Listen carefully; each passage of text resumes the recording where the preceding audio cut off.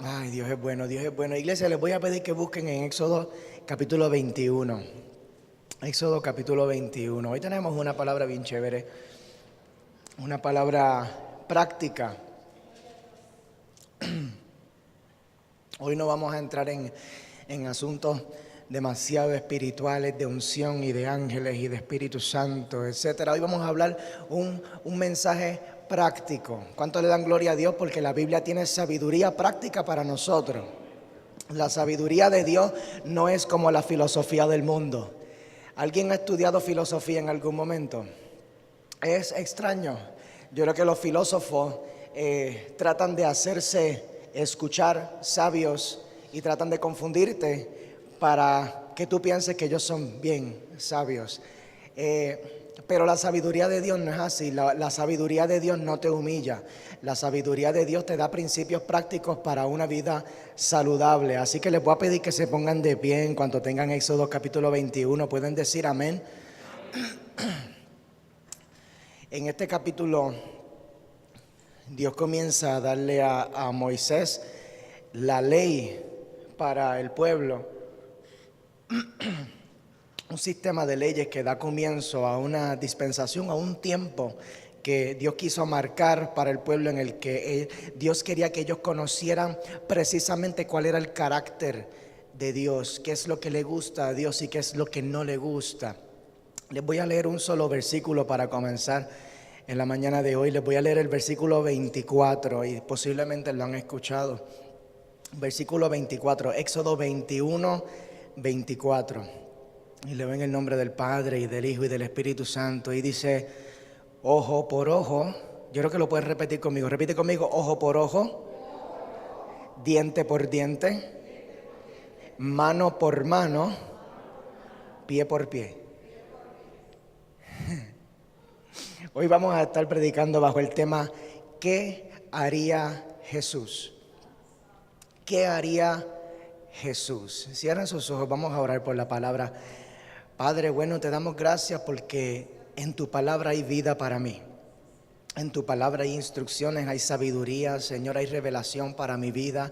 Y yo te pido, Espíritu Santo de Dios, que me ayudes a ministrar esta palabra tal como está en tu corazón, de tal manera, Señor, que podamos aprender a manejar asuntos claves en nuestras vidas para poder ser feliz, Señor, porque dice tu palabra que tú has venido para darnos vida y vida en abundancia, Señor. Así que te pedimos que mediante tu palabra tú nos ayudes a eliminar asuntos en nuestras vidas que nos roban la paz y que nos roban la abundancia que nosotros podamos disfrutar y que tú quieres para nosotros en nuestra vida, Señor.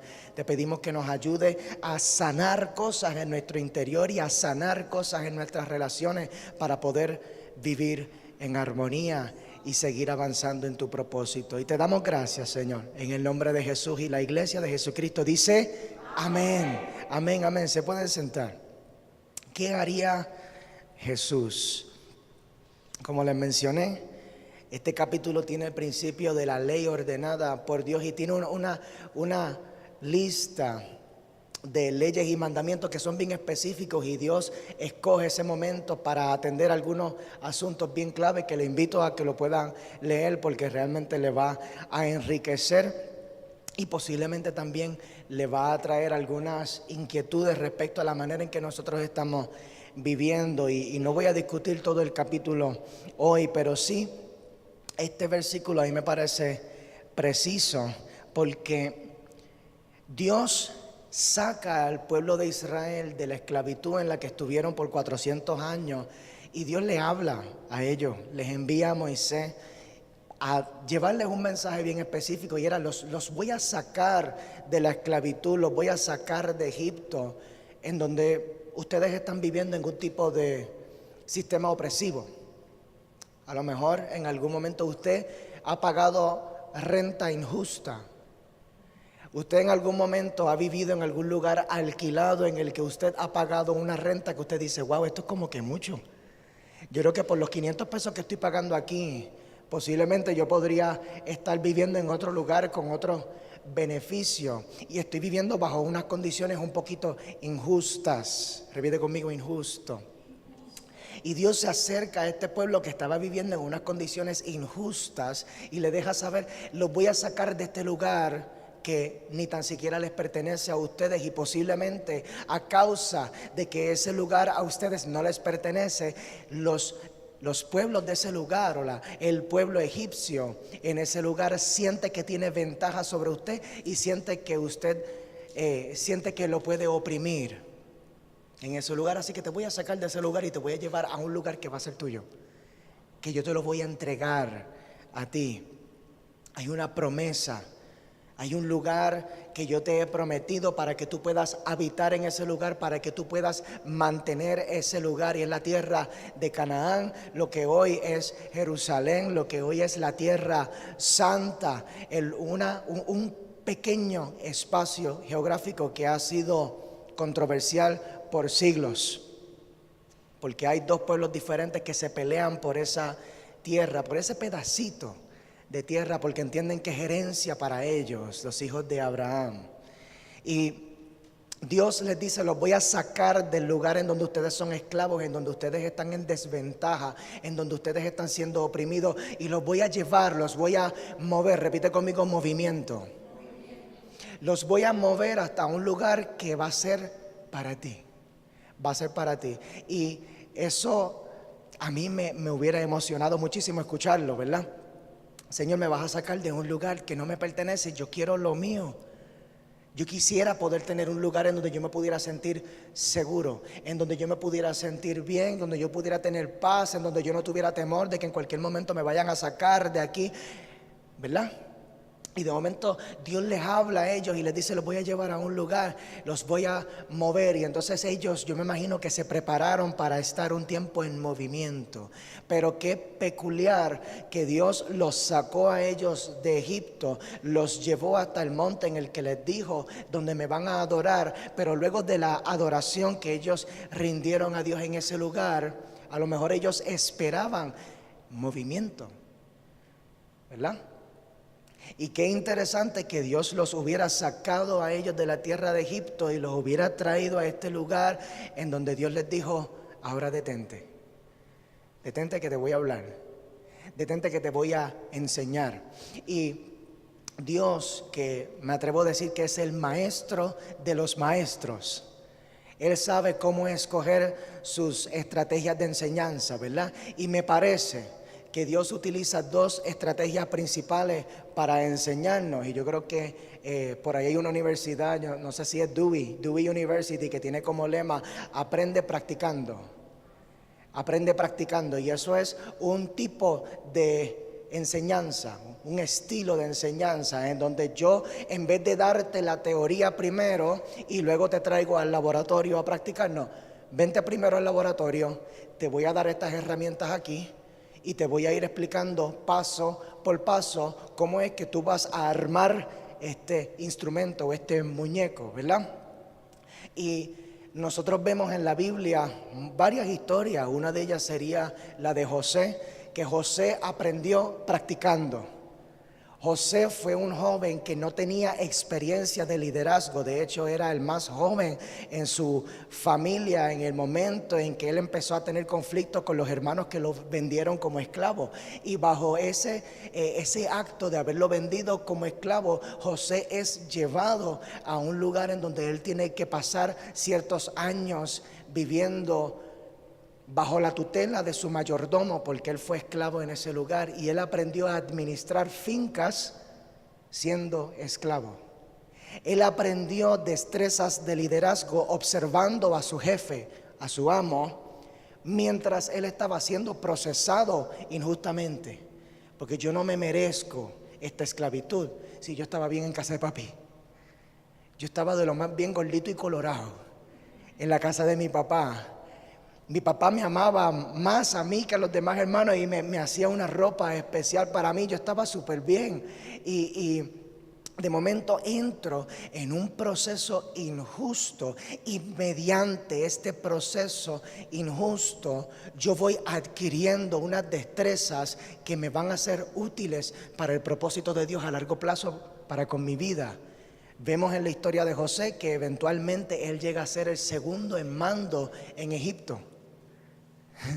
Cómo Dios lo va llevando proceso tras proceso hasta finalmente llegar al lugar en donde se le abrió la puerta de oportunidad para él cumplir el sueño que él tenía aún desde joven.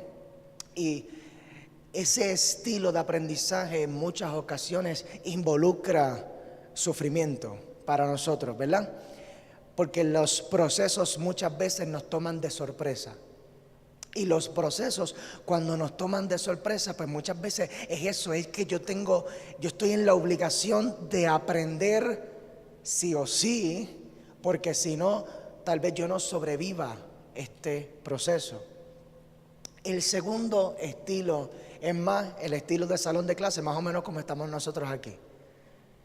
Que yo entro en un salón de clase, yo tengo un maestro que me da una teoría, me explica cómo yo debo hacer las cosas.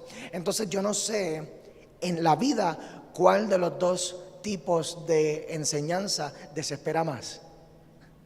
Porque el proceso me desespera porque estoy sufriendo en él, porque yo no sé exactamente cómo resolver este asunto, porque tal vez yo carezco de las experiencias y de los conocimientos para poder atender este asunto como debe ser. Y entonces la ansiedad y el estrés, la incertidumbre de no saber cómo voy a salir de esta, pues me desespera. Pero a la misma vez, cuando pienso en el estilo de aprendizaje de salón, cuando Dios te mete en el salón de clase, cuando Dios manda a detener todos los asuntos en tu vida y te dice stop.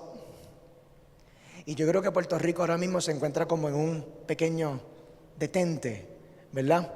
A lo mejor el huracán fue ese proceso que nos impulsó hacia una necesidad de aprender a adquirir unas destrezas de inmediato que posiblemente muchos de nosotros no teníamos. Porque para el huracán George yo por lo menos que cumplí 35. Esta semana pasada yo era bien pequeño y según yo me acuerdo del huracán George no fue tan duro como esto. No fue tan duro como esto. Yo no tuve que salir a buscar agua todos los días por 23 días. Aquí todo el mundo tiene agua ya. Sí, gloria a Dios. Gloria a Dios porque estuvo fuerte. Todos los días era una brega, ¿verdad? Una brega. Y entonces uno se interrumpen muchas cosas en la vida a causa de la necesidad nueva que tengo que atender. Tengo que ir a buscar agua, tengo que ir a hacer compra todos los días porque no puedo guardar carnes. Encargos. Haciendo encargo todos los días porque no tengo cómo guardar carne que yo compré que me sobre, ¿no? Comida que sobraba, yo tenía que ir a llevársela a los vecinos, como que mira, hay alguien que no ha comido aquí todavía porque esto se me va a dañar en mi casa. Pero ahora de momento, 30 y pico de días después del huracán, que Puerto Rico se encuentra como que muchas cosas se han detenido. El trabajo de muchas personas se ha detenido. Empresas que han reducido sus horarios para poder bregar con las necesidades del momento. Familias que han detenido algunos planes que tenían porque se vieron en la necesidad de usar algunos ahorros que tenían separados para otros propósitos. Agencias de gobierno que tenían unos planes establecidos para esta fecha que tuvieron que detener los planes por completo porque hay un antes y un después de María. Y qué duro es, ¿verdad?, cuando nosotros nos encontramos en esta pausa en la vida en la que Dios nos está enseñando un par de cosas, llevándonos al salón de clase espiritual. Y yo sí creo que Dios nos está enseñando muchísimas cosas. Número uno, acerca de las prioridades. Repite conmigo, prioridades. Porque ante la escasez de recursos yo tengo que ser mucho más selectivo con mis inversiones. Cuando hay menos dinero en efectivo y no sé en dónde yo puedo conseguir cash, pues entonces yo tengo que ser mucho más selectivo con mi manera de gastar. En las relaciones humanas, donde yo invierto mi tiempo. Porque si yo tengo poquita gasolina y poquito dinero, pues yo tengo que escoger a quién yo voy a visitar. Y ahí es donde tú ves en dónde está tu corazón. Cuando ya yo no puedo decir, pues voy a dar un paseo y voy a llegar hasta Isabela. No, no. A mí me gusta pasear. Mis papás lo sabían, cada vez que yo salía por la mañana voy a dar una vueltita. Ellos sabían que eso era hasta por la noche. Porque yo podía llegar hasta Guadilla, yo podía llegar hasta San Juan, me gusta guiar. Pero cuando hay pocos recursos, pues entonces yo tengo que ser bien selectivo y decir, espérate, no. Mis salidas van a ser contadas. Y entonces, si mis salidas van a ser contadas, pues, ¿a quién voy a ir a ver? Es porque vives con tu papá. Pero yo me acuerdo el día después del huracán que yo quise salir a ver cómo estaban mis padres. Y para mí, era una salida necesaria. Que no lo logré. No lo logré porque había un lago que dividía ese tramo entre la urbanización de mis padres y el resto del acceso de la civilización. Había un lago que yo no podía cruzar en la guagua. Y en ese momento tú ves, yo fui a visitar la iglesia para ver cómo quedó ese mismo día del huracán por la noche. A mí me interesaba saber si los cristales habían aguantado presión, porque los vientos estuvieron fuertes. Y todas las planchas de zinc que salieron volando, todos los proyectiles por ahí, yo decía, algo tuvo que haber atravesado el cristal. Y por favor, Señor, que yo no me encuentre la iglesia entripada con todo el equipo de sonido dañado y un montón de cosas. Pues salí, en mi trabajo hubo personas que al otro día después del huracán fueron a visitar las facilidades. Pues mira, yo creo que ahí se ve el compromiso de esas personas. Mira, están bien comprometidas, su corazón está bien centrado allí. Yo fui a visitar la iglesia, yo fui a visitar a mis padres, yo fui a visitar el hogar de envejecientes de mis padres. Son cosas que eran importantes. Fuimos a visitar a mi suegra, familia cercana, amistades cercanas de mi esposa que estaban por allí cerca. Yo fui a visitar, pasé por casa de Coco y Becky y dejé una notita por ahí porque no los encontré, pero pasé por la casa de 2 o 3 de ustedes que sé dónde viven para asegurarme, ¿verdad? Porque ahí está mi corazón, ahí está mi corazón. Así que esta pausa donde Dios ha detenido todo. Y fueron algunos días que no hubo trabajo, por lo menos en mi caso, yo no pude ir a mi trabajo, pues durante esos días, ¿a dónde yo fui? Y ahí me demostró cuáles realmente son mis prioridades. Y yo creo que era necesario para hacer eso mismo, trabajar las relaciones humanas. Fueron días que conocí a todos mis vecinos. No conocía a algunos de ellos, pues mira, ya los conozco a toditos. Y ya yo sé quién brega bien, quién no brega tan bien. Gracias a Dios vivo en un buen lugar, Realmente conocí a toda mi gente de mi calle y realmente todos bregan bien, realmente. Y nos ha ayudado a poder ver realmente que no estábamos tan lejos nadie. Yo creo que la tecnología y muchas cosas que habían creado distanciamiento social y estábamos acostumbrados a enviarnos mensajes de texto cuando yo vivo al lado de Amneris. Y sí, aún en la misma, ay, no te metas ahí, aún en la misma casa. Yo en un cuarto y tú en el otro, y en vez de yo ir a tu cuarto, te envío un mensaje. Ay, tráeme agua. ¿Te pasa, mi hermano? Sí. Pues fueron algunos días que nos sirvieron para mira, hay que levantar lo que muchas veces se queda pegado. Y mira, vamos a levantarnos y vamos a hablar. Vamos a hablarnos. Amén. Yo creo que también nos ha servido para enseñarnos acerca de nuestras fortalezas y nuestras debilidades. Porque la crisis va a resaltar las dos.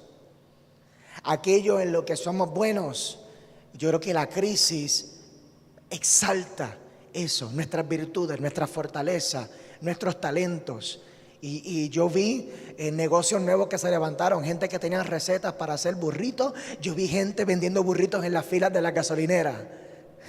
Los tacos suaves, esto. La fila esa inmensa, y había un muchacho con una hoja para atrás y dijo, yo voy, porque yo tengo un talento aquí que a lo mejor él lo tenía en la gaveta porque a lo mejor no tenía la necesidad. Pero ahora ante la necesidad sacó eso. Aquel que le gusta ayudar, ayuda más.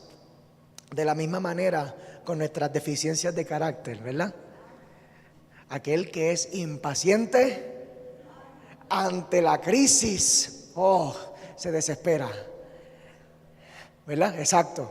Exacto, eso es un amén, ¿verdad? Y ahí entonces nosotros podemos ver, porque es que hay propósito con todo. Yo creo que si estamos vivos todavía es porque todavía hay esperanza y hay propósito por cumplir. Y el hecho de poder llegar hasta ese punto de yo poder verme yo mismo, de momento cogerme diciendo cosas, wow, ese soy yo. Yo no sabía que yo tenía eso allí. En la desesperación, a lo mejor dije algo que yo no sabía que yo era capaz de decir, pero lo dice la Biblia, de la abundancia del corazón habla la boca. Eso era algo que estaba allí y que a lo mejor ante la comodidad de la vida cotidiana anterior, habían cosas que no habían salido a la luz, que tú las tenías escondiditas allí a lo mejor, que yo las tenía escondiditas por allí. Pero en medio de la crisis, que no tengo tanto control, no tengo tanto dominio propio, la crisis me tiene desesperado, me tiene los nervios de punta. Ahí de momento, tal vez estoy dispuesto a decir algunas cosas que en condiciones normales no hubiera dicho. A lo mejor estuve dispuesto a hacer cosas que en condiciones normales no hubiera estado dispuesto a hacer.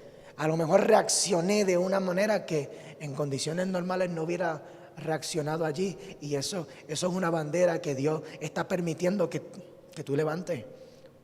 ¿Sabes qué? No es para nosotros, es para ti. Esto soy yo. Lo tengo ahí. Y eso es un buen momento para nosotros rendirnos delante de Dios, sacar un momentito de oración y decirle: Señor, necesito ayuda con eso. A mí se me había olvidado, yo pensé que tenía eso bajo control, pero no. Está allí y lo pude ver. Y gloria a Dios que lo pude ver, porque ahora puedo trabajarlo. El primer paso para atender cualquier tipo de problema es aceptarlo. Hay que reconocerlo.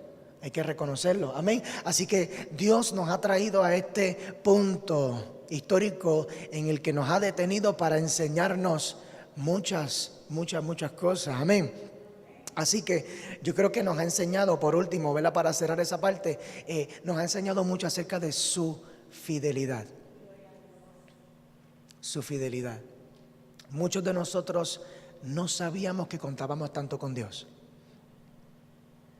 En estos días en mi trabajo estaban dando testimonio acerca de sus experiencias con el huracán.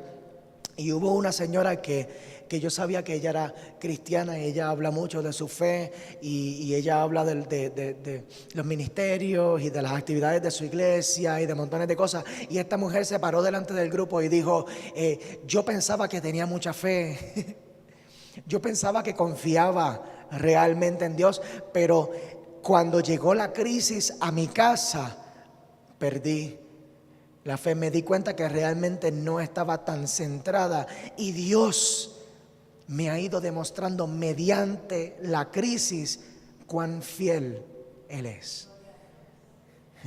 De oídas te había oído, dijo Job. Yo había escuchado, yo había aprendido algunas cosas en teoría acerca de Dios. Había leído en la Biblia algunas cositas acerca de Dios, pero ahora en la prueba, ahora mis ojos te ven. Ahora mis ojos te ven. Y eso es bien poderoso, porque ahora mis ojos te ven significa que ahora yo sí te puedo decir con sinceridad y con seguridad: yo sí creo. Yo sí creo, porque yo he visto la fidelidad de Dios en mi vida de una manera impresionante. Yo no sabía ni que yo mismo tenía tanto. Se me ha estirado. ¿A cuántos le ha pasado que la prueba los ha estirado sus recursos? Yo no sabía que yo podía estirar el peso tanto. A mí se me atrasaron mis pagos, a mí me paga Hacienda y Hacienda le saldó a sus empleados regulares, pero yo soy contratista, yo estoy por servicios profesionales. Y los contratistas, Hacienda les detuvo todos los pagos y estuvo 1 mes y medio sin cobrar. Y yo no tenía idea que podíamos estirar ese poquito que nos quedaba. Tanto. tanto. Y entonces eso a mí me trae mucha información también acerca de la manera en que estamos manejando el dinero en el día a día, ¿verdad? Porque en condiciones normales y no me dan los chavos, hermano. ¿Y cómo es posible que ahora en crisis, teniendo que salir a hacer encargos todos los días, teniendo que aprovechar cada vez que conseguía gasolina y llenar el tanque, porque yo no sabía cuándo iba a poder conseguir gasolina otra vez? Y impresionantemente me di cuenta, mira, la verdad es que Dios es fiel. La verdad es que Dios es fiel. Dios es tan fiel. Dios es tan fiel. ¿Cuántos se atreven a decir, tú eres fiel, Señor? Tú eres fiel, Señor. Así que, interesante que Dios haya impartido la ley antes de llevarlos a la tierra prometida. Porque ellos mismos esperaban, a lo mejor se imaginaban que Dios les iba a enseñar 2 o 3 cosas acerca de Él, pero ellos tenían la esperanza, Señor, muéveme, llévame hasta allí. ¿A cuánto les ha pasado eso? Señor, no me detengas. No me detengas aquí, yo quiero seguir avanzando en tu propósito, porque muchas veces el tiempo de enseñanza se siente como estancamiento. Yo quiero ver movimiento en mi vida, yo quiero ver promoción, pero aquí vemos que la preparación viene antes de la promoción. Dios quiso prepararlos antes de promoverlos. Dios quiso impartirles unas enseñanzas, unas lecciones fundamentales sobre cómo yo quiero que tú vivas antes de que tú llegues al lugar en donde yo te voy a llevar. ¿Y por qué es esto? Te digo, porque Dios te ama. Dios quiere prepararte antes de llevarte a la promesa. Por poco digo algo, para que no la embarres. Para que no la embarres, para que no la dañes. Por poco digo algo, pastor, aguántate ahí, muchacho. Para que no la embarres, para que no la dañes cuando llegues a ese lugar. Porque si tú no estás preparado para manejar la bendición, es posible que llegues a la bendición y se te desmorone en tus manos. Y yo creo que no hay nada peor que eso. Alcanzar una promesa, algo que tú has soñado con eso por años y por años y por años, y de momento cuando lo tienes, no saber qué hacer con él. Y que por no saber cómo manejarlo se te rompa en las manos, se te caiga. Y sabes que Dios te ama tanto que Él no quiere que eso te pase. Dios te ama tanto que Él está dispuesto a detener el movimiento, contarle que tú aprendas cómo manejar la bendición que viene. Porque la bendición viene, la promesa se va a cumplir. El sueño que Dios ha puesto en tu corazón, Él lo va a manifestar, Él lo va a cumplir. La bendición que Él te ha prometido va a llegar. Pero es necesario que nosotros aprendamos cómo manejarla. En la preparación viene antes de la promoción. Y Dios ha detenido muchísimas cosas. Ay, Padre, para impartir lecciones que van a ser fundamentales para el próximo nivel en tu vida. Amén.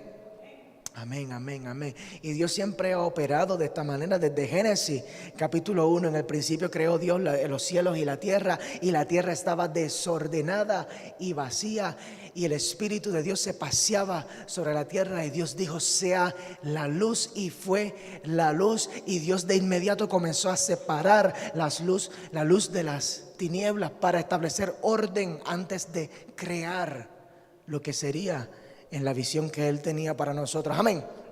Así que Dios imparte la ley y dedica la ley en 2 temas principales, que son relación con Dios y relación con hombres. Y esto es, me parece que son los 2 temas más controversiales. ¿Cómo nosotros debemos adorar? Porque cada cual quiere adorar a su manera, ¿verdad? Y Dios quiso atender este tema desde el arranque. Y también el cómo relacionarnos entre nosotros mismos. Que también, ¿verdad?, es un tema que, si yo pregunto ahora mismo, pues, ¿cuántos de ustedes son buenos en el trato a los demás? Posiblemente la mayoría digamos, yo soy bueno, si yo no le hago daño a nadie. Yo no le hago daño a nadie. ¿Verdad que sí? Yo soy bueno entonces. Pero no es ser bueno a mi manera. Es ser bueno a la manera de Dios. Ajá. Sí.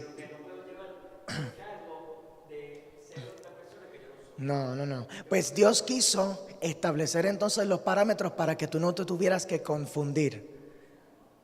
Para que no te tuvieras que confundir respecto a cómo ser bueno con la gente. Y quiero sacar aquí, cuando hablamos de ojo por ojo y diente por diente, les voy a leer desde unos versículos antes, desde el versículo 2, que aquí en esta ocasión se están atendiendo los actos de violencia.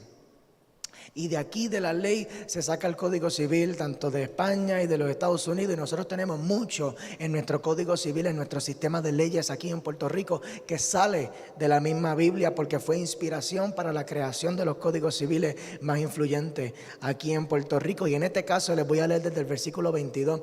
Dice, si algunos tuvieran riña o si riñeren y si hirieran a una mujer embarazada y ésta abortare. Mira qué específico se pone Dios en esto. Si hieren a una mujer embarazada y esta mujer embarazada aborta, pero sin haber muerto, serán penados conforme a lo que les impusiera el marido de la mujer y juzgaren los jueces. Mas si hubiera muerto, en otra versión dice, si su propia vida se vio puesta en peligro, entonces pagarás vida por vida, ojo por ojo, diente por diente, mano por mano, pie por pie, quemadura por quemadura, herida por herida, golpe por golpe. Y la pregunta que nosotros, que yo quiero que nos hagamos hoy, ¿qué haría Jesús? ¿Verdad? No sé si lo han escuchado, ahí he visto hasta stickers con esa frase, What would Jesus do? ¿Qué haría Jesús cuando estamos pensando en conflictos entre dos personas? Ese es el contexto aquí, ese es el tema, ese es el asunto que Dios quiere atender aquí. Si hubieran dos personas que estuvieran teniendo un conflicto y si estas dos personas se enredan y en ese enredo, en esa pelea que ellos tienen, ellos hirieran a una mujer que estuviera embarazada, tienen que pagar. Tienen que pagar. Pero, ¿qué haría Jesús? Y eso es una pregunta vital, porque cuando nosotros pensamos en cómo Dios quisiera que nosotros actuáramos, tenemos dos referencias que podemos utilizar. Tenemos el Antiguo Testamento y tenemos el Nuevo Testamento. Tenemos la ley y tenemos la gracia. Y cuando yo te pregunto, ¿qué haría Jesús? Estoy llevándote a hacer una distinción clara de que hay una manera de resolver las cosas según la ley, hay otra manera de resolver las cosas según la gracia. Y la diferencia fundamental entre ambas es que la ley propone un pacto entre Dios y los hombres en el que se requiere que los hombres obedezcan precisamente los parámetros de las órdenes de Dios. Y el pacto que propone Dios según la ley es que si yo obedezco al pie de la letra todo lo que se establece en la ley, en el capítulo 24 o 25 me parece que Dios entonces le desata unas bendiciones sobre ellos. Yo los voy a proteger, yo los voy a favorecer, los enemigos de ustedes van a ser mis enemigos, todo aquel que se oponga contra ti, yo me voy a oponer contra esa persona. No va a haber esterilidad en tu pueblo, ni va a haber mujeres que aborten. Mira a tal precisión, ¿verdad?, de detalle que Dios le da para describir su respaldo si ustedes obedecen en todo mi ley. Y esta es la parte más difícil, porque cuando nosotros miramos a través del Antiguo Testamento, este pueblo bajo la dispensación de la ley, y sí encontramos mujeres estériles, sí encontramos que hubo ejércitos que pelearon contra el pueblo de Israel, a los cuales Dios no se opuso. Dios decidió mantenerse retirado y dejar que aquel ejército acabara con el pueblo de Israel. ¿Por qué? Porque hubo desobediencia a la ley. Y ese es el problema, que es que ni ellos mismos que vieron a Dios cara a cara pudieron obedecer la ley al pie de la letra. Jesús, cuando se encuentra ante esta situación, ya él caminando entre el pueblo que vivía bajo la misma ley, le decía a los religiosos: ¿por qué ustedes le ponen cargas al pueblo que ni ustedes ni sus padres pudieron llevar? Porque no pudieron. La ley no son los 10 mandamientos, la ley son 613 leyes específicas que todo aquel que quiera vivir bajo esta cobertura de Dios tiene que obedecer. La gracia, por otro lado, lo que propone es un pacto de igual manera entre Dios y los hombres, que requiere que el hombre acepte a Jesús como aquel que dio su vida para el perdón de sus pecados, para que el pueblo no tuviera que vivir de sacrificio en sacrificio y de carga en carga, sino que Jesús le dijo: tráiganme a mí sus cargas y yo les daré la mía, porque ligera es mi carga y liviano es mi yugo. Yo creo que es al revés. Liviano es mi yugo y ligera es mi carga, pero es el mismo concepto. Así que lo que requiere es que yo, en vez de estar enfocado en la obediencia a la ley, yo esté enfocado en mi relación con Jesús. Amén. Amén. Y esto es fundamental que nosotros lo podamos entender, porque ¿qué está esperando Dios de mí para la manera de yo manejar mi conflicto interpersonal de hoy? Hoy vamos a estar hablando sobre relaciones.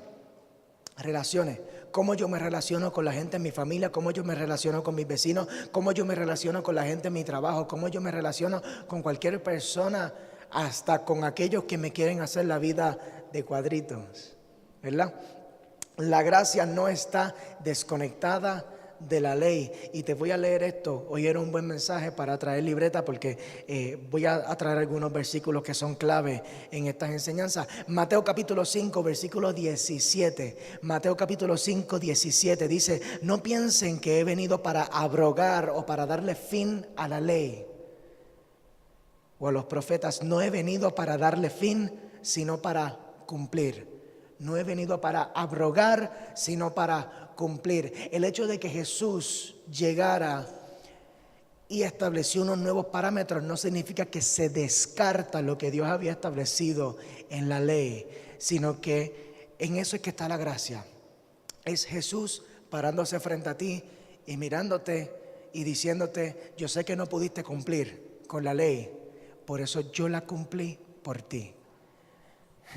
Por eso todo aquel que está en Cristo es una nueva criatura. Todas las cosas viejas pasaron, he aquí todas son hechas nuevas.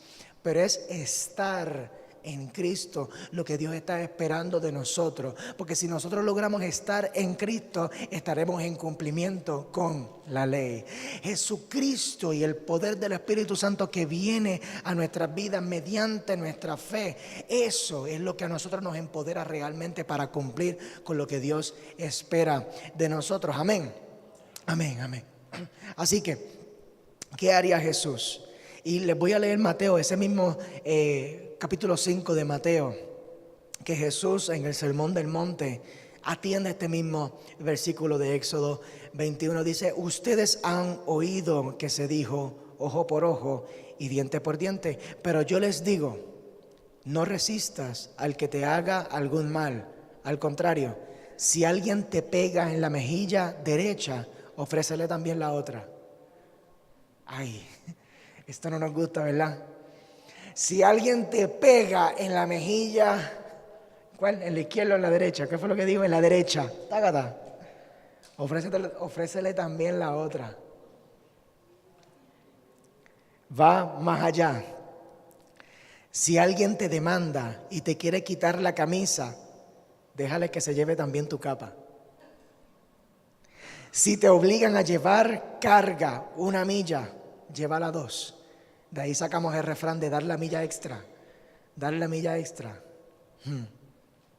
A cualquiera que te pida algo, dáselo. Y no le vuelvas la espalda al que te pida prestado.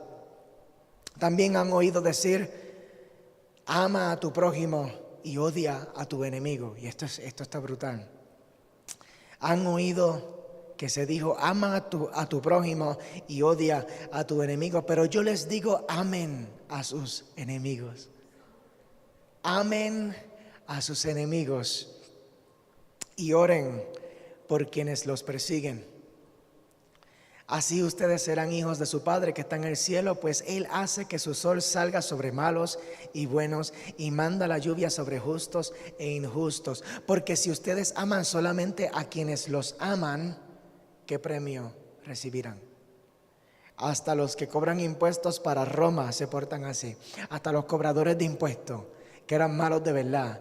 Era gente que establecía sus negocios a causa de la desgracia de la gente, porque ellos pagaban por un territorio y ellos tenían que pagarle un alquiler a Roma, pero yo me encargo de cobrar todas las contribuciones aquí que yo quiera. Ellos no rendían lo que cobraban, era gente mala de verdad, y aún ellos podían ser buenos con la gente que era bueno con ellos. Así que podría ser fácil amar a quienes me aman, pero este versículo atiende un asunto que hasta los judíos malinterpretaron, y es cómo yo voy a tratar a mis enemigos, cómo yo voy a tratar a la gente que me hace la vida de cuadritos, cómo yo voy a tratar a la gente que me está resistiendo, la gente que me está haciendo la vida imposible, cómo yo voy a tratar a aquel que me maltrata a mí.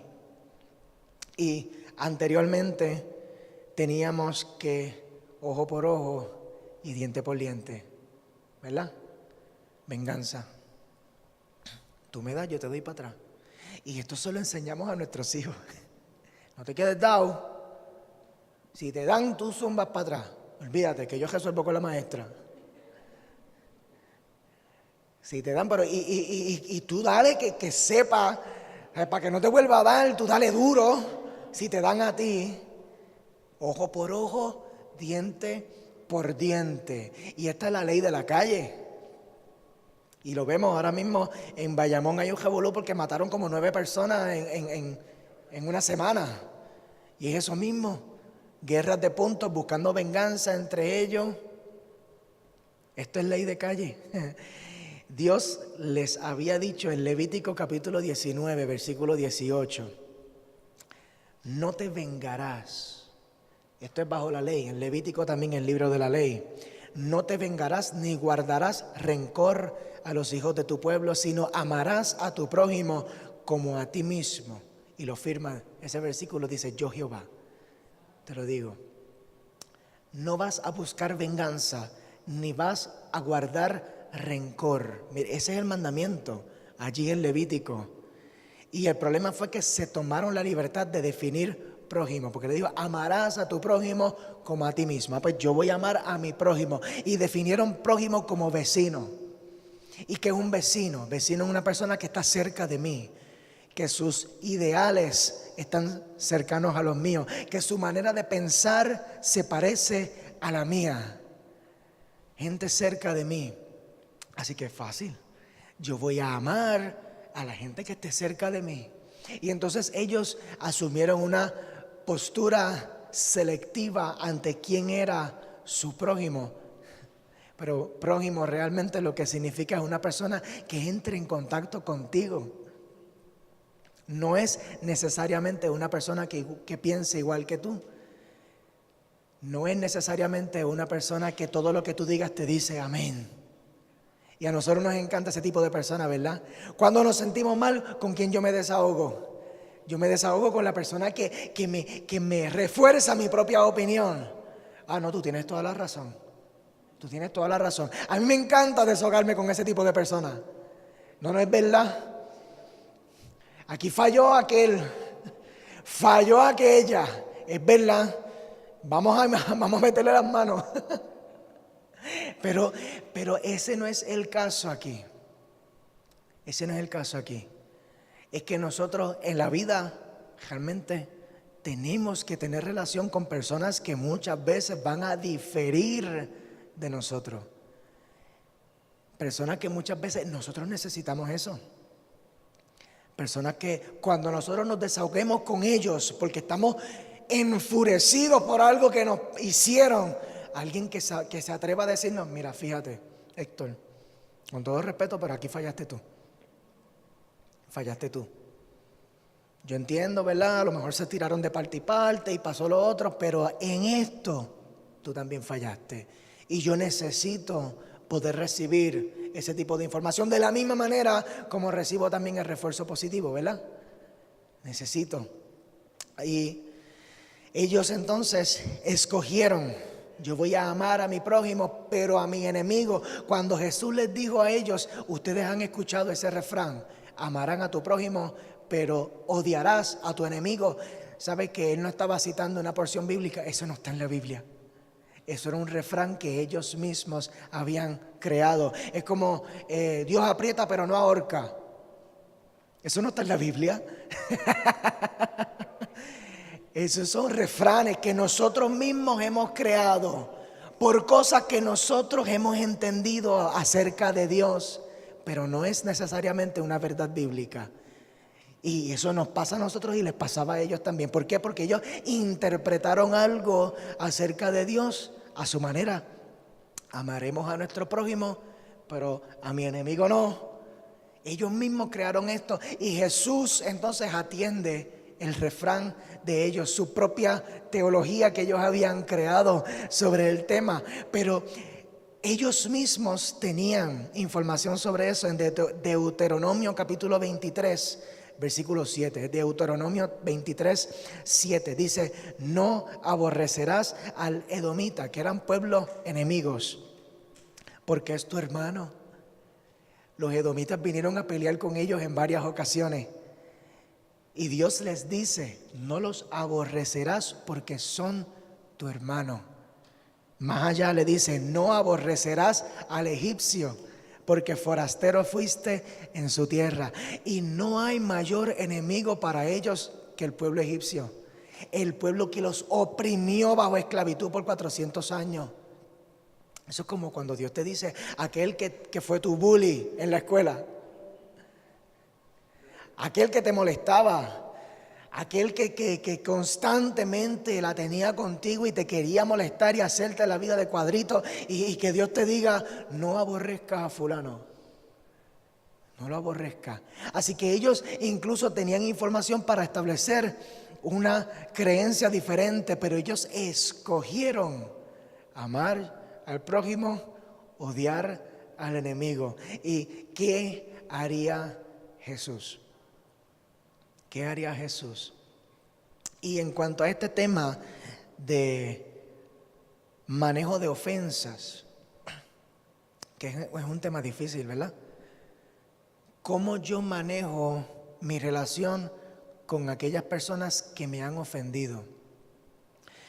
¿Cuántos han sido ofendidos aquí en algún momento? A lo mejor yo soy el único. No. En la vida. Yo creo que todos, ¿verdad? En algún momento u otro nos hemos sentido ofendidos por algo que nos dijeron, por algo que nos hicieron, por algo en lo que nos sentimos traicionados, por algo en lo que nos vimos insultados y me faltaron el respeto. Y yo no sabía que esa frase se utilizaba tanto. Y para mí es una falta de respeto. Pero en estos últimos meses lo he escuchado muchas veces. ¿Qué es una falta de respeto realmente? Y cómo nosotros manejamos nuestras relaciones con esas personas que nosotros entendemos, mira, sí, me faltaste el respeto. ¿Qué haría Jesús? Y hay un suceso aquí que aparece en los 4 evangelios y eso no es común.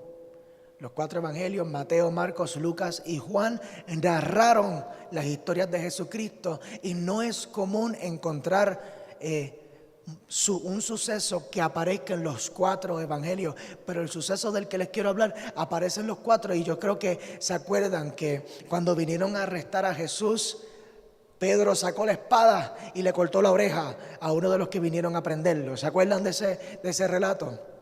Es un relato que aparece en los 4 evangelios, pero solamente voy a usar voy a usar un extracto de 3 de ellos para sacar diferente información que va a ser vital, y con esto yo ya voy cerrando por hoy.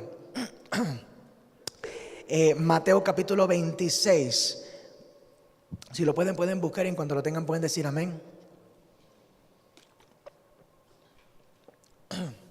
Mateo capítulo 26, desde el versículo 50.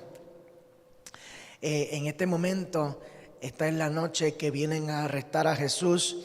¿Y saben quién vino a arrestarlo? Vino Judas, aquel que caminó con él, uno de los 12 discípulos. Y en el versículo 50, es un versículo súper poderoso. Jesús le dijo, en Mateo 26, 50, Jesús le dijo: amigo, ¿a qué vienes? Le dijo amigo a aquel que vino a traicionarlo. Le dijo amigo a aquel que vino a entregarlo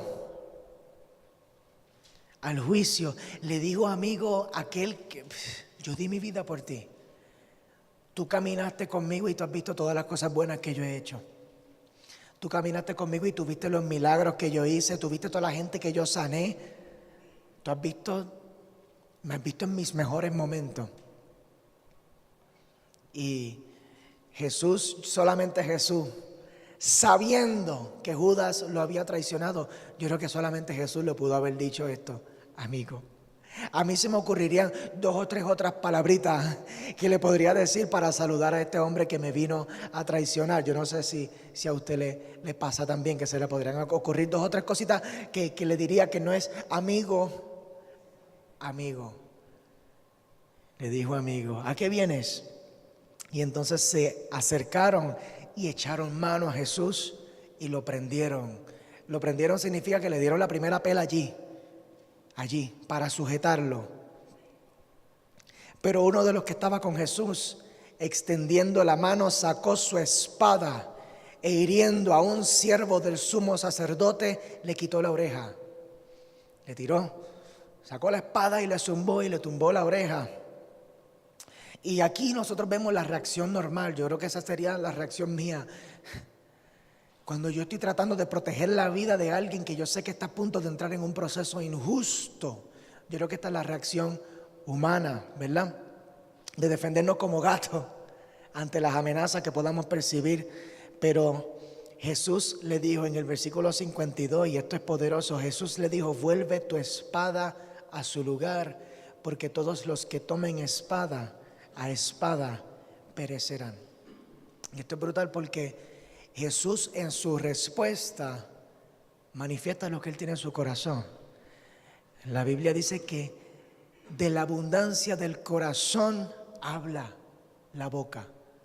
Y lo que salió de la boca de Jesús en ese momento, estando recibiendo azotes en ese momento, estando recibiendo bofetadas y palos, porque vinieron con espadas y con palos para arrestar a Cristo. Así que de seguro que le dieron con todo lo que tenían.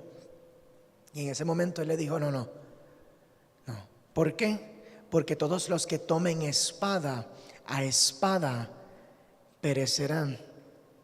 Y entonces aquí se ve realmente a qué se refería Dios en la ley en cuanto al trato con la gente. Nunca fue la voluntad de Dios que la gente tomara la justicia en sus manos. Incluso en los asuntos más graves, Dios aclaraba y le decía: llévalos al juez, llévalos al juez, llévalos al juez. ¿Por qué? Porque ni tú ni yo debemos tomar el asunto de la justicia en nuestras propias manos, sino que Dios mismo, por su divina providencia, se encargaría de que el castigo responda al pecado. Aquel que tome espada, a la espada morirá. Y yo no sé si vieron la película de Shaq, la recomiendo full, de Shaq. Hay una cita de la película que me encanta, que la personaje que hace de Dios dice: el pecado es su propio castigo. El pecado es su propio castigo. Nosotros muchas veces pensamos que Dios nos está castigando, pero no. El pecado es su propio castigo. El pecado trae unas consecuencias sobre nuestras vidas que ya de por sí no requiere que Dios ejerza mayor juicio sobre nosotros, sino que todas nuestras decisiones, esto es física, ¿verdad? Cada acción trae una reacción física, eso no es ni espiritual, pero aplica 100% en lo espiritual. Todas nuestras decisiones van a traer sobre nosotros consecuencias, positivas o negativas. Si mi decisión fue positiva, espero una reacción positiva también. Si fue negativa, el pecado es su propio castigo. Y esto era lo que Dios les quiso dejar a ellos. No es para que tú tomes el asunto de la justicia en tus manos, sino que si alguien fue injusto contigo, esa misma injusticia va a traer consecuencias sobre esa persona. Así que yo creo que podemos decir, de Dios es la justicia. De Dios es la justicia. Y Él mismo lo dijo, mía es la venganza. Así que la venganza no es de Héctor Millán. Si alguien me ofende a mí, no me toca a mí buscar venganza. La venganza es de Dios. Amén. Así que en el versículo 53 de Mateo 26 dice, ¿acaso piensas que no puedo ahora orar a mi Padre y que Él no me daría más de 12 legiones de ángeles? Pero ¿cómo entonces se cumplirían las escrituras de que es necesario que así se haga?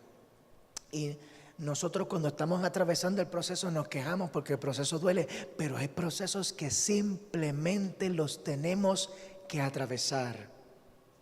Simplemente los tenemos que atravesar. Porque cada proceso trae una enseñanza a nuestras vidas. El problema que yo creo que es del modelo de enseñanza de salón, cuando Dios detiene todos los asuntos en tu vida para impartir unas lecciones sobre su vida, el mayor riesgo es que yo ante la desesperación quiera abandonar el curso. ¿Dónde está la puerta? Me voy. Y cuando yo creo que, me acordé, cuando el maestro daba la espalda para escribir algo en la pizarra, ya yo tenía todas las cosas en el bulto preparadas. Esto me pasó en la universidad. Ay, santo, por eso me colgué un par de años en la universidad. Jesús, perdóname, Señor. Pero cuando yo estaba velando al profesor y cuando ya yo estaba como abugido con el tema, yo velaba y cuando el profesor daba la espalda para escribir algo, y salía por la puerta de atrás. Pero aquel que abandona el curso no aprueba el grado. Y repetí muchas clases. Tuve que repetir muchas clases. Y eso me costó. Me costó tiempo, me costó oportunidades, me costó dinero, me costó. Porque siempre que Dios pone en calendario un proceso para tu vida, es porque detrás del proceso, el proceso te va a preparar para una promoción. Amén. Amén. Y Jesús mismo se lo dijo a los discípulos, pero ¿cómo entonces se va a cumplir lo que está escrito si yo no me someto al proceso?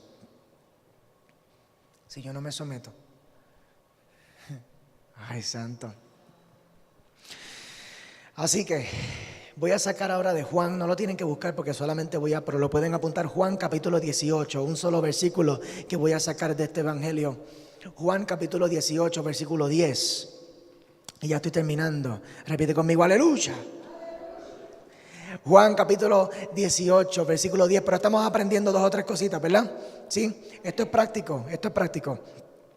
Juan capítulo 18, versículo 10. Entonces Simón Pedro, que Juan es el único que lo nombra. Los demás evangelios hablan de uno de los que andaba con Jesús sacó la espada. Pero Juan, un detalle, un chismecito interesante es que Juan trabajaba dentro de la empresa de Pedro. Pedro era un pescador. Antes de haber conocido a Jesús, Pedro era un pescador y tenía varias barcas y tenía gente que trabajaban con él. Así que Juan era de los más jóvenes de los discípulos, y era un joven que antes de que llegara Cristo, Juan era un joven que trabajaba con Pedro, así que Pedro era su jefe. ¿Y cuántos han tenido jefes que tú estás mirando? Mira, pero tú me estás dando muchas instrucciones a mí, pero yo te estoy viendo fallar a ti en muchas cosas. Y Juan no perdió ni una oportunidad para nombrar a Pedro en sus fallas. No perdió ni una. Así que lo nombra aquí también. Simón Pedro, que tenía una espada, la desenvainó e hirió al siervo del sumo sacerdote y le cortó la oreja derecha. Y el siervo se llamaba Malco. Aquí lo nombra, y es importante que nosotros podamos reconocer quién es esta persona, Malco. ¿Por qué? Porque dice que era siervo del sumo sacerdote, y el siervo representa a su amo. En este caso, este siervo que se llama Malco representaba al sumo sacerdote, representaba a un grupo de personas religiosas que estaban ofendidas por el testimonio de Jesús. Estaban ofendidas porque Jesús decía que Él era hijo de Dios. Estaban ofendidas porque Jesús sanaba gente y ellos no podían sanar gente. Ellos estaban ofendidos porque Jesús perdonaba los pecados de la gente. Y decían, pero esto es absurdo, esto es blasfemia. ¿Cómo es que tú vas a decir que tienes autoridad para perdonar pecados?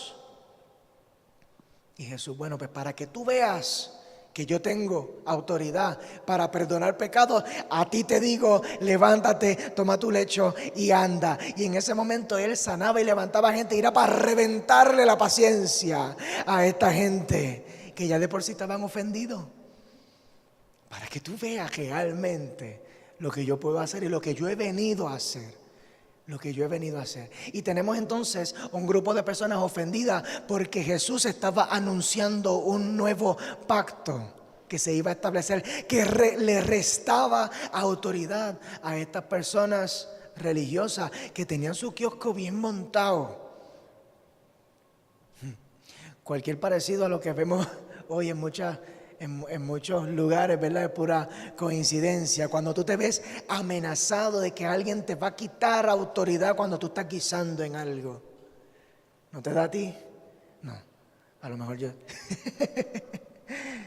Pero eso les pasó a esta gente. Ellos entendían que Jesús venía a tumbarles el kiosco. Así que, ¿qué busca la persona ofendida? La persona ofendida busca venganza. La persona ofendida busca venganza. Y ellos intentaron matar a Jesús en varias ocasiones. Dice la palabra que lo llevaban hasta la punta de los montes para despeñarlo, para tirarlo de la peña del monte de allá arriba. Y Jesús se esquivaba entre ellos y se escapaba. Y en esta ocasión ya se les había dado. Habían llegado hasta ese lugar. La persona ofendida busca venganza. Y nosotros, cuando nos autoevaluamos, los momentos cuando nosotros no sabemos cómo manejar nuestro propio coraje, cuando estamos buscando cómo yo me desquito con fulano, cómo yo me desquito por lo que me hizo, cómo yo me desquito por lo que me dijo, estamos buscando venganza. Y la venganza lo que señala es hacia una ofensa que yo siento. Yo me siento ofendido. Y la Biblia dice, sobre toda cosa, guarda tu corazón, porque de él emana la vida. Y yo creo que es feo una persona que está todo el tiempo buscando venganza. Una persona amargada que está todo el tiempo en la quejanza, ¿verdad? En vez de la alabanza, en vez de alabar a Dios por las cosas. Y es que la ofensa en tu corazón te va a cegar, te impide ver todo lo bueno que Dios está haciendo en tu vida. ¿Qué busca Jesús? ¿Qué haría Jesús? Lucas capítulo 22, y este es el último evangelio que voy a utilizar.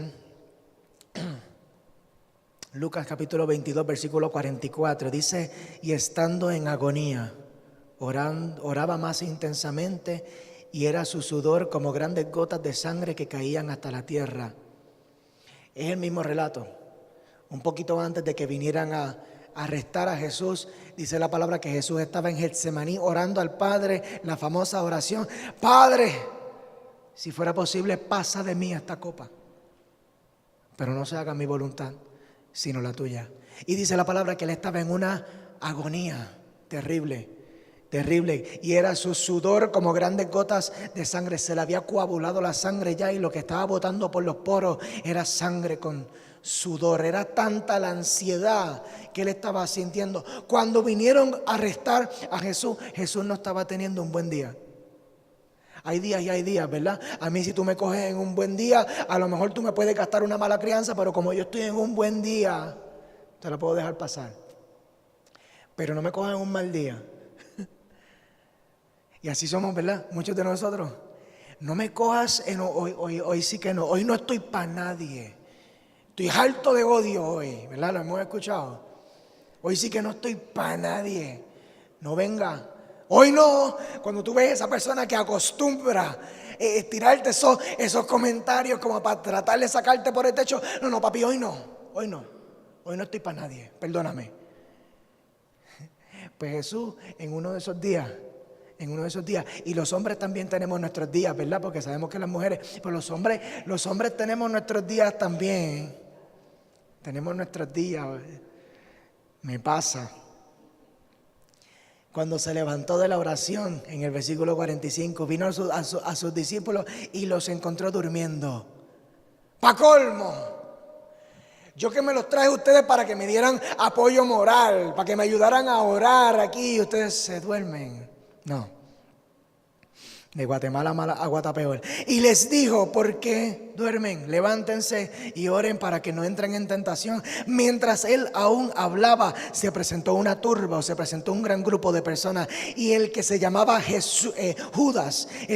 Judas, uno de los 12, iba al frente de ellos y se acercó hasta Jesús para besarle. Entonces Jesús le dijo: Judas, con un beso entregas al Hijo del Hombre. Con un beso, papi. ¿En serio? Viendo los que estaban con él lo que iba a acontecer, le dijeron: Señor, ¿heriremos a espada? ¿Estamos ready?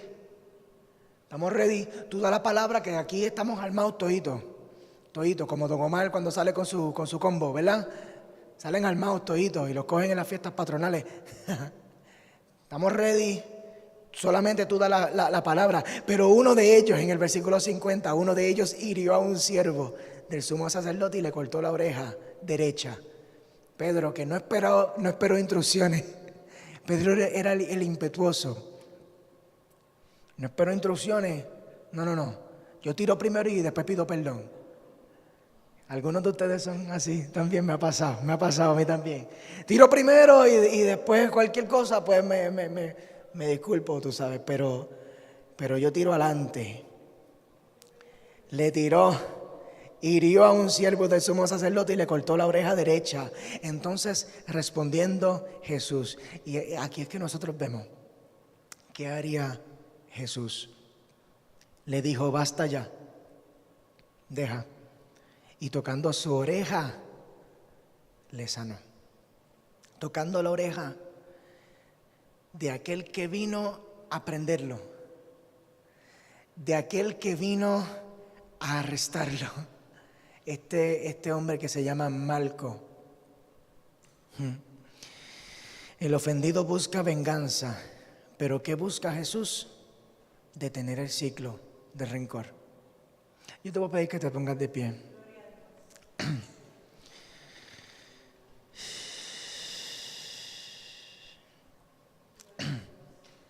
Ese mismo capítulo 21 de Éxodo atiende también el tema de la esclavitud y les dice: si tú compras un siervo hebreo, 6 años te servirá, pero en el 7º saldrá libre de gratis.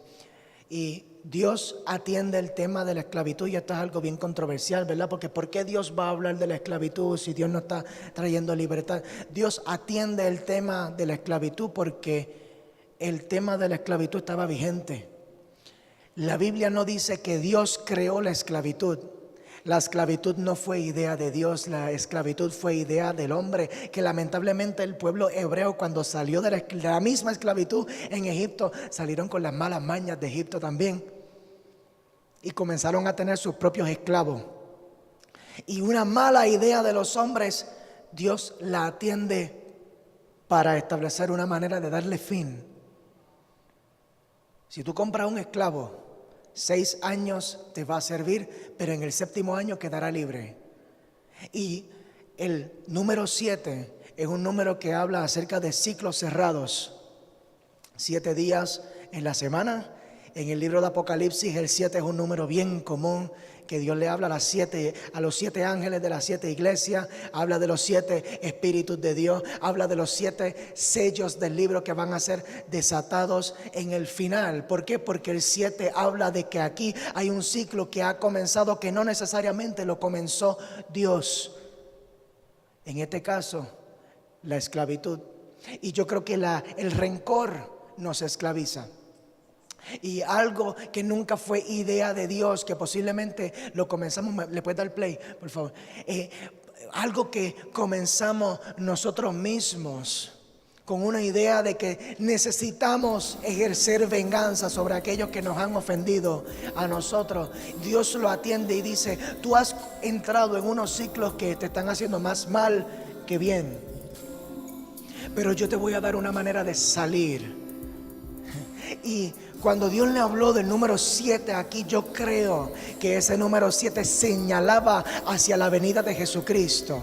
Porque va a llegar el momento en el que el ciclo maladaptativo que tú has comenzado, yo lo voy a cerrar. ¿Y qué haría Jesús?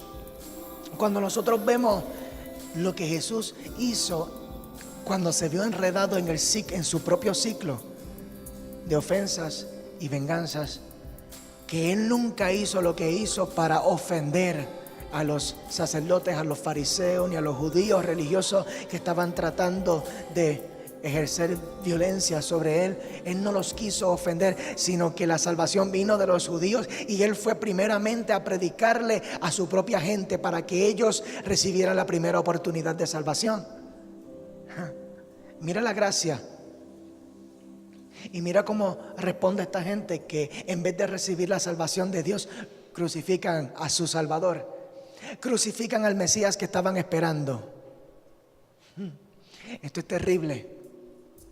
Pero cuando comienza este ciclo de rencor, cuando ellos se sienten ofendidos y tratan de ejercer venganza sobre Él, Jesús lo que hace es decir: basta. Jesús lo detiene. Jesús lo detiene. Y toma aquel que vino a ofenderlo a Él, aquel ofendido, representando un grupo de personas ofendidas, vinieron a ofenderlo a Él, vinieron a bofetearlo, vinieron a caerle a palo limpio. Y Él, en el momento cuando yo imagino que todo el mundo de momento estaba mirándose como que ¡ah! Salió Pedro, sacó una espada y le cortó la oreja a uno de los siervos del sumo sacerdote. De seguro que era un hombre importante. Todo el mundo de momento, tú sabes que en una pelea de momento cuando tú ves sangre, espérate. Y en ese momento Jesús, en vez de echarle leña al fuego, como nos gusta a nosotros, Jesús no. Dijo: basta, detente. Y fue ante aquel que lo ofendió y le tocó en su herida. Pero no le tocó en la herida para meterle el dedo en la llaga. No lo tocó en la herida para restregársela como que te lastimé. No le tocó en la herida para añadir al dolor. No. Le tocó en la herida y lo sanó. Y lo sanó. Y yo creo que esta palabra es precisa para nosotros hoy, porque nosotros, todos nosotros, me incluyo, todos nosotros estamos susceptibles a caer en ciclos de rencor, ciclos ofensivos, en donde tú me ofendes y yo me vengo de ti y estoy todo el tiempo buscando venganza, y después tú estás buscando cómo desquitarte conmigo por lo que yo te dije, y entramos en este tira y jala. y es demasiado común. Pero Jesús ha venido para cerrar el ciclo de ofensa. Jesús ha venido para levantarse delante de ti y decir: stop, stop, basta. Detén lo que está pasando aquí, porque simplemente es algo que tenemos que sanar. Y yo estoy dispuesto a acercarme a ti, e incluso yo estoy dispuesto a tocar tu herida. Yo estoy dispuesto a tener esta conversación contigo. Y yo creo que todo comienza allí. Porque si yo no estoy dispuesto a tocar en donde te duele, porque fue de la gente de Jesús los que hirieron, si lo dividimos en bandos, fue culpa mía. Fue culpa mía. De mi gente te lastimaron a ti. Yo te lastimé a ti. Vamos a tener esta conversación. Vamos a hablar del tema para que haya sanidad, para poder resolver esto de una vez y por todas.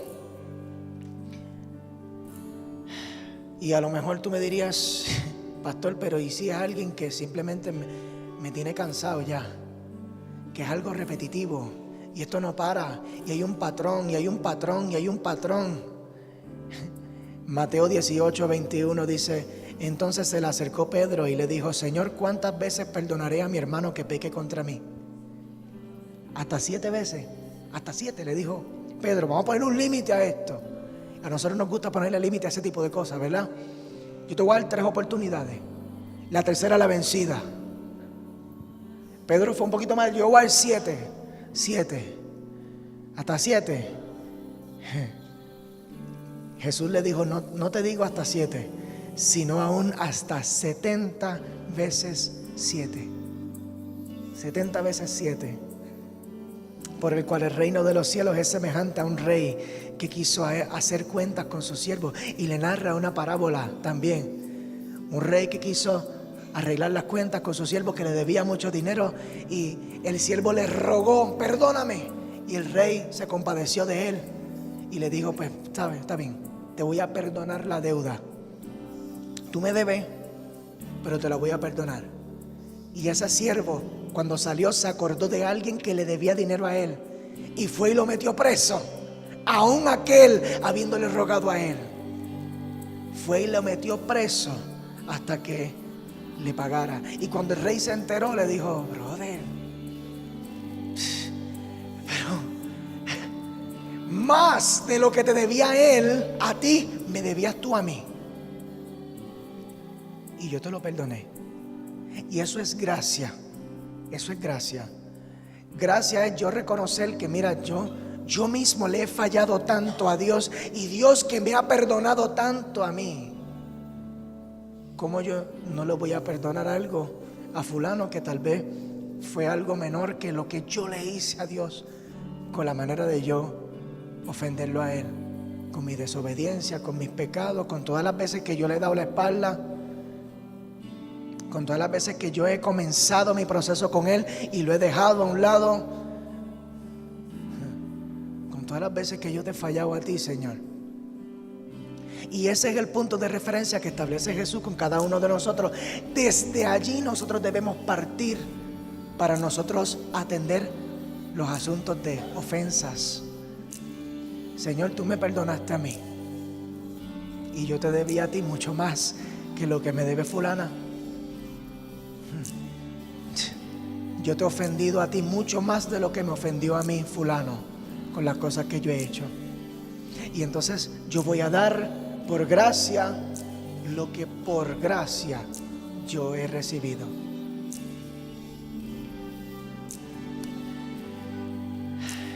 Yo voy a orar para cerrar, y si tú sientes la necesidad de pasar aquí adelante para recibir oración, puedes hacerlo. El altar está abierto. Les voy a pedir que cierren sus ojos. Padre, yo te doy gracias, Señor. Yo te doy gracias por esta palabra de hoy, Señor, que fue un mensaje práctico que nos enseña a nosotros, Señor, acerca de cómo nosotros debemos atender las personas que posiblemente nos han ofendido, cómo nosotros debemos manejar esa relación, cómo nosotros debemos actuar. ¿Qué harías tú, Jesús, en nuestra situación. Y lo vemos allí en esa última parábola, que ante la deuda que nosotros teníamos contigo, Señor, tú decidiste perdonarnos a nosotros. Tú no decidiste meternos presos. Tú no decidiste condenarnos a causa de las cosas que nosotros hicimos. Tú no decidiste condenarnos a causa de nuestra desobediencia a los estándares que tú estableciste, Señor, para nosotros. Porque ciertamente nos hemos quedado cortos en nuestros intentos, Señor, por vivir una vida agradable delante de ti, según tus parámetros. No hemos logrado ser justos y buenos según lo que tú has establecido, Señor, y tantas veces que te hemos fallado a ti. Y en vez de tú condenarnos a causa de nuestros errores y nuestras fallas, tú dispusiste un sacrificio.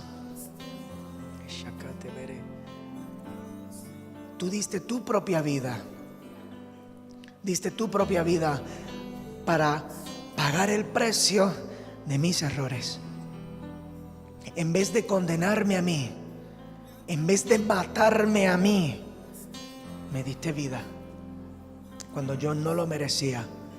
Y así mismo, Señor, nosotros queremos aprender a ser mansos como tú eres manso. Queremos aprender a perdonar como tú perdonas. Queremos aprender a tener misericordia como tú eres misericordioso. Queremos aprender a tener compasión como tú eres compasivo. Queremos aprender a ser amorosos como tú eres amoroso, Señor. Enséñanos, Señor. Enséñanos a perdonar, enséñanos a tener esas conversaciones difíciles, enséñanos a acercarnos a las personas que han venido a ofendernos a nosotros.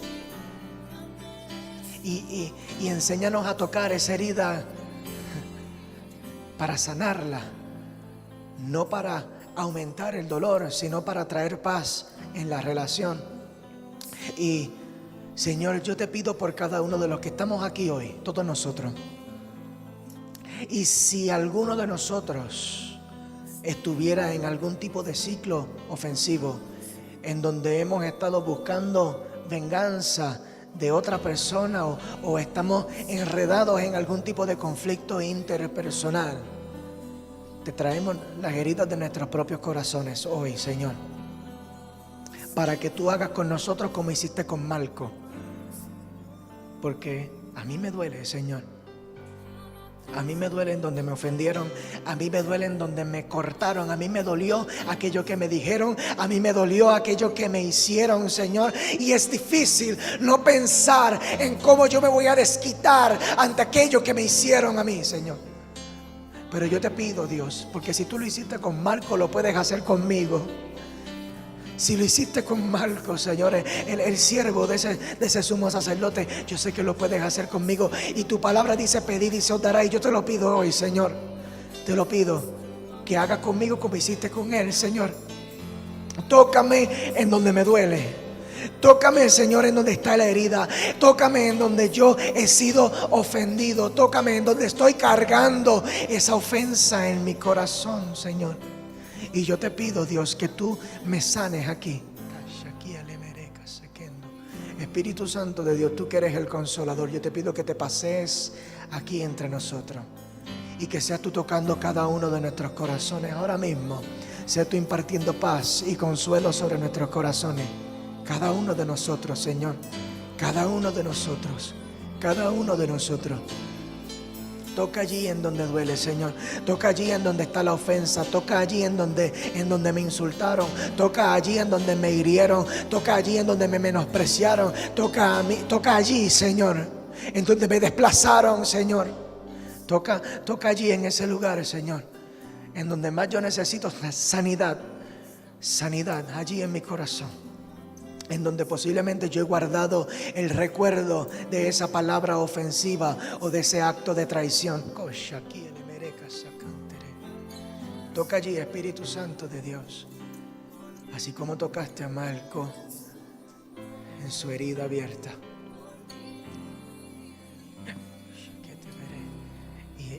Y así como le dijo Jesús a sus discípulos, así te dice Jesús hoy: basta ya. Detente, basta ya, detente.